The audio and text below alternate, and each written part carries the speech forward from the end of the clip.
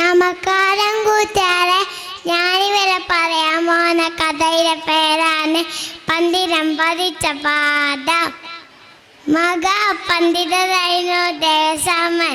ഈ ലോകത്തിൽ വെച്ച് ഏറ്റവും നല്ല പണ്ഡിതൻ താളാനാണ് ദേവസ്വാമെന്ന വിചാരം. ഒരു ദിവസം ദേവസ്വാമന ഗുരു രാമശാസ്ത്രി ദേവസ്വാമനോട് പറഞ്ഞു, ദേവസ്വാമ നീ എല്ലാവരും പഠിച്ചു കഴിഞ്ഞു, അതുകൊണ്ട് നിന്നെ കൊച്ചു കുട്ടിയെ നീ അവർക്ക് വിദ്യ പറഞ്ഞു കൊടുക്കണം. ദേവസ്വാമനൊന്നും മിണ്ടാതെ മനസ്സിലിങ്ങനെ പറഞ്ഞു, ഞാൻ കഷ്ടപ്പെട്ട് പഠിച്ച പാഠങ്ങൾ ഈ പിള്ളേർക്ക് പറഞ്ഞു കൊടുക്കാനോ? ദേവസ്വാമ ശേഷം രാജാവെ കത്താത്തെ പന്തിരമാതെ ഒരു മത്സരം വെക്കാൻ തീരുമാനിച്ചു. അത് പങ്കെടുക്കാൻ ദേവസ്വാമൻ അവസരം വെച്ചു.